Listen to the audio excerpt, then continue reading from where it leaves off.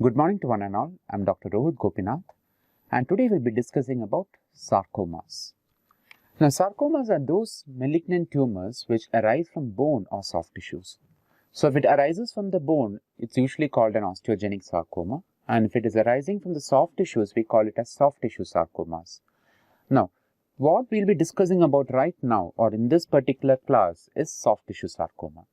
So, soft tissue sarcomas arises from soft tissue which are usually of mesenchymal origin, but of course you can have neural crest derivatives, and these connect, surround as well as support the skeletal system. So, it includes the structures which are associated with the skeletal system in close proximation with the skeletal system. So, the tumors or malignant tumors which arise from these soft tissue are called soft tissue sarcomas. Relatively, they are usually very aggressive tumors, common in the younger age group, and characteristically, they have a fleshy appearance with hemorrhage and necrosis because of its rapidly growing nature. Most of these sarcomas have a hematogenous spread, but some of them can have a lymphatic spread as well. For example, if you have an epithelioid sarcoma, or if you have an angiosarcoma, Kaposi sarcoma, Ewing sarcoma, pleomorphic variant of rhabdomyosarcomas. So, all these sarcomas can have a lymphatic spread as well. So, generally we find that soft tissue sarcomas are named or labeled according to their tissue of origin. For example, if you have a sarcoma arising from fat cells, it's called a liposarcoma. If it arises from fibroblasts, it's called fibrosarcoma. If it arises from histiocytes, it's called malignant fibrous histiocytoma. If it arises from smooth muscle fibers, it's called leiomyosarcoma. From skeletal muscles, it's called rhabdomyosarcoma. You call it chondrosarcoma if it arises from the chondroblasts. And if it arises from the endothelium of blood vessels, we call it as an angiosarcoma. So, there are certain features of sarcomas which can help in differentiating them from other tumors, malignant tumors. They are relatively rarer when compared to carcinomas. Sarcomas are generally highly vascular. They may or may not be associated with pain depending upon the site as well as the tissue of origin. They are usually not encapsulated, but they do have a thickened fibrous tissue covering them, which is called as a pseudocapsule. Surgical management is the cornerstone in the management of sarcomas, and sarcomas are not radiosensitive. So, coming on to soft tissue sarcomas, they constitute 1% of all adult malignancies and 15% of pediatric malignancies. They commonly affect the lower limb and they arise de novo.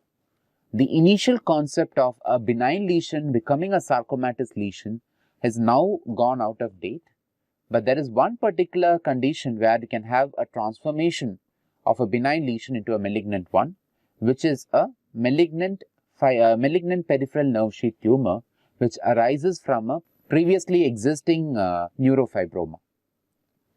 So, soft tissue sarcomas are more common among males, and any soft tissue lesion of more than 5 centimeter size, irrespective of whether it is symptomatic or asymptomatic, requires a biopsy, because a soft tissue sarcoma has to be suspected in such cases. The commonest soft tissue sarcoma in adults is a combination of liposarcoma and a malignant fibrous histiocytoma.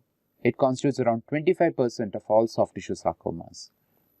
The commonest visceral soft tissue sarcoma is a leiomyosarcoma. As far as the genitourinary tract is concerned, in adults, leiomyosarcoma is the most common soft tissue sarcoma. In pediatric population, rhabdomyosarcoma is the most common. As far as skin is concerned, the most common soft tissue sarcoma is a Kaposi sarcoma, and in the head and neck region, angiosarcoma is the most common soft tissue sarcoma. The incidence of soft tissue sarcoma in adults is different when compared to children.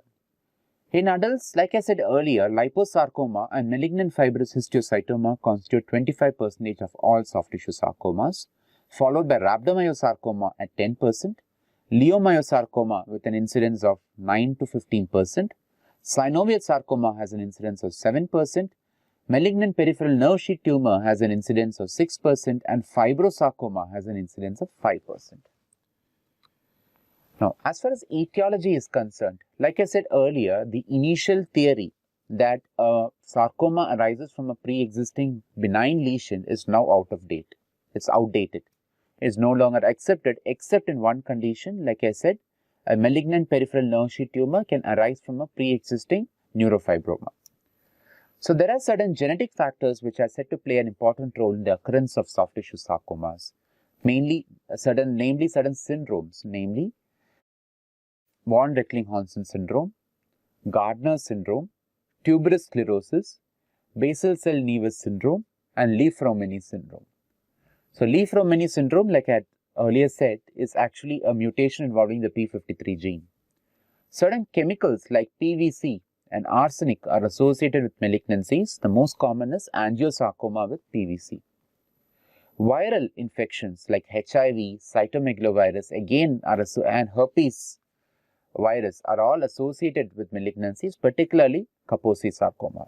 There exists a syndrome which is called a Stewart-Treves syndrome, wherein a patient with a carcinoma breast who's undergone a modified radical mastectomy, when such a patient develops a lymphedema secondary to the lymphatic dissection that has been done in the axilla, if the person develops a lymphedema of the ipsilateral limb, this lymphedema can predispose to a malignancy at a later date, which is called as a Stewart-Treves syndrome, and that malignancy is a lymphangiosarcoma. So Stewart-Treves syndrome is basically a lymphangiosarcoma which arises because of a lymphedema which occurs following a modified radical mastectomy in a patient with a CA breast. So this is a very important condition which can lead on to a malignancy. So this image here shows the presence of a lymphangiosarcoma in a pre-existing lymphedema in a patient who's undergone a modified radical mastectomy, as seen by the scar here for a carcinoma breast. Paget's disease again is known to be associated with osteosarcoma. Gorlin syndrome and ionizing radiations are other predisposing factors for soft tissue sarcoma, in which ionizing radiation is associated with malignant fibrous histiocytoma.